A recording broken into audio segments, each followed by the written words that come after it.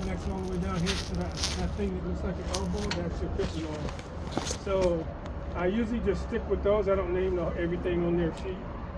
So I would say hydraulic fluid reservoir, steering gearbox, and then you want to show them the rest of your steering linkage, which is your drag link, and then your pitman arm, and then you can come out, you're done with that section. Okay? So let me go through it one more time. I lift that up, and I tell them on the right side over here, you can't really see it. I'll point to it anyway for the examiner and say, I have on that side a hydraulic fluid pump. A hydraulic fluid reservoir. Make sure it's securely mounted. It's not cracked, broken, or damaged. All my nuts and bolts are in place. And then I would check that to make sure that it's at normal operating range. On this side is my steering gearbox. Okay, I want to make sure it's securely mounted, not cracked, broken, or damaged, no loose or missing parts, and it's not leaking.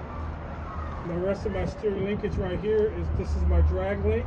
I want to make sure that it's securely mounted to the vehicle, not cracked, broken, or damaged, no loose or missing parts, and that my joints are not worn.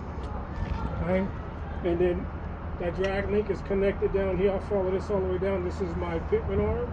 I want to make sure that it's securely mounted, it's connected, not cracked, broken, or damaged, no loose or missing parts, and the joints are not worn. Okay? Then I would close that and come out of that. Any questions on that part? Can you show me where the joints are at? These are the joints right here where they connect, and then right here, and then right here. Okay. Sometimes what happens, because that thing spins around, and when these joints get worn, that can cause that thing to be loose and maybe snap and break. Okay. So you're checking to make sure that they're not worn. You have to mention the joints too, right? Yes. Anybody got a CDL manual? There's California CDL book? I do. Okay. Okay. Can you go grab it for a second? So what I was telling Alicia earlier, really I've learned from being here at this location, at this DMV, if you go by, you should have that CDL book. I know we got a lot of paperwork, and some of that paper, nothing against the paperwork. It was here when I hit the ground here at this location. Whoever did that one paper, it's a good paper for this bus. That was done specifically for the 35-footer.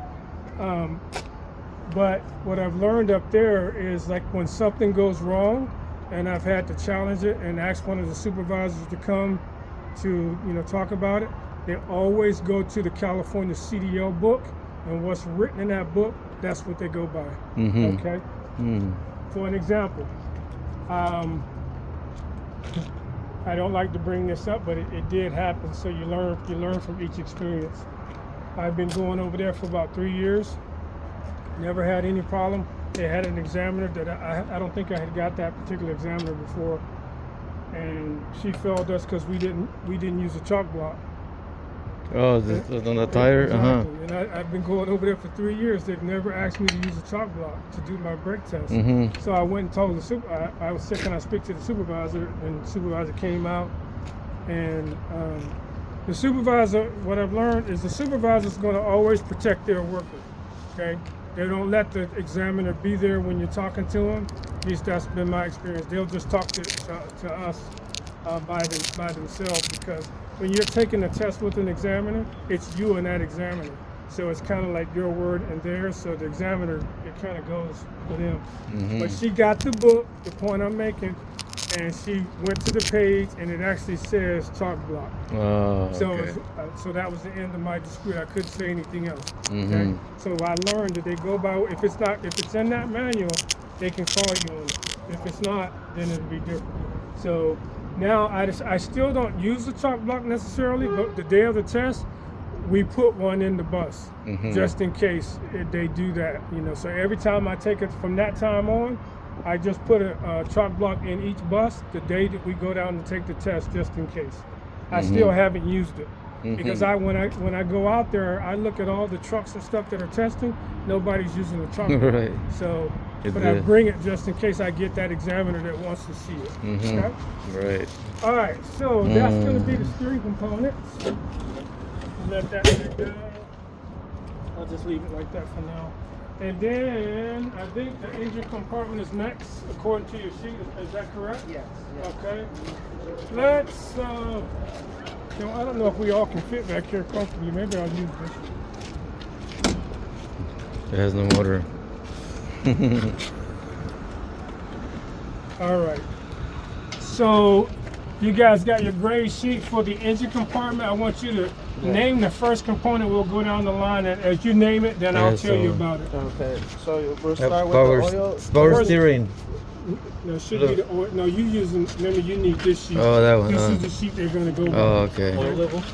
So oil was first. Yeah. Oil Okay, level. so this is what I would do.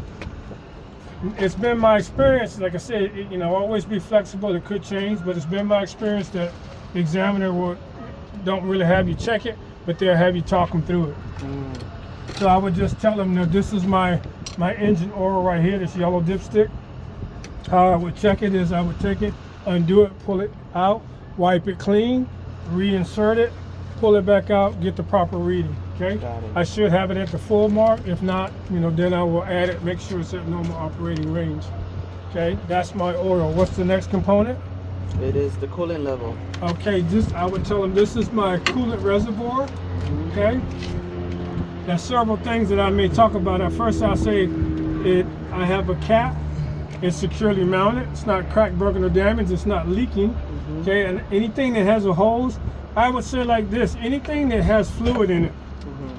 If it's water, coolant, oil, transmission fluid, if it's got fluid in it, always use the term "I'm checking for leaks."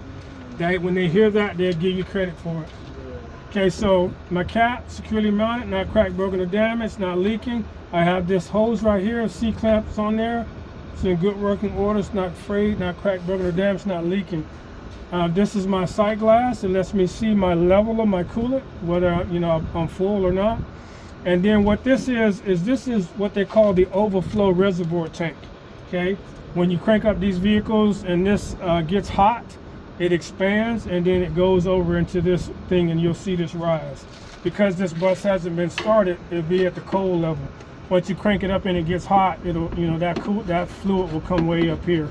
Okay, so this is just my coolant overflow reservoir tank. Make sure it's securely mounted. It's got a cap, it's secure, not cracked, broken, or damaged. And I would check to make sure that I'm at the right level. Right now it's at the cold mark because the bus hasn't been cranked. More than likely the day you take your test, it's going to be up because we have cranked the bus up and driven it over there. Okay, so we did oil, we did coolant. What's next? It is the power steering fluid belt gear. Say that again. The power steering fluid belt gear. Okay, so then that's going to be on this bus. It's going to be over here. You got to go to this compartment. You got to undo these. You lift it up, lock it in place. Okay. Okay, so name that component again. That's power steering fluid belt gear. So this is my power steering fluid. Okay, so there are several components that you have to tell them whether they're belt driven or gear driven. If you don't say that, guess what? Failure. What do you think? Missing point? It's just he said it, he said, I like the way Nestor said it. It's not necessarily a fail, but it could cause you to fail because this is a points test. Okay, the vehicle inspection is a points test. You're trying to get, don't quote me on that, I think it's like 26 to 29 points, something like that.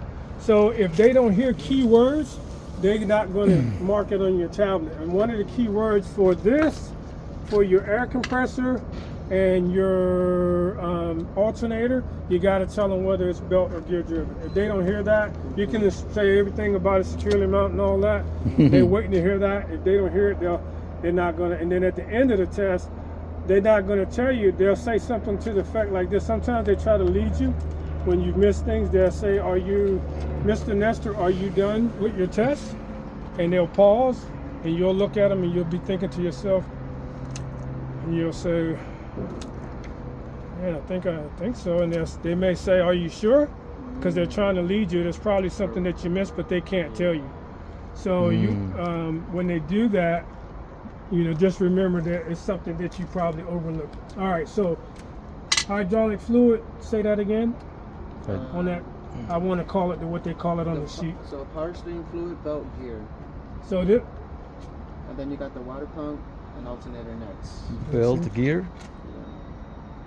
Yeah, power steering. Yeah, so this is my power steering fluid, and it is actually, this is gear driven. Yeah. Okay. And what would I check for? Make sure it's securely mounted. All my nuts and bolts are in place. They're tight, present, and secure. It's not leaking any fluid. I'm not going to do it. I'll just talk you through it. If I was going to check it, this little cap up top, Right.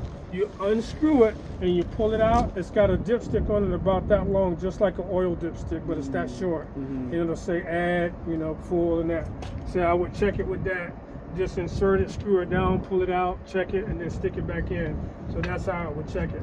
And that's actually gear driven. Gear Okay. driven, yeah. What's the next component? The water pump. Okay, so then I'm gonna come back over here for the water pump, and that's another component.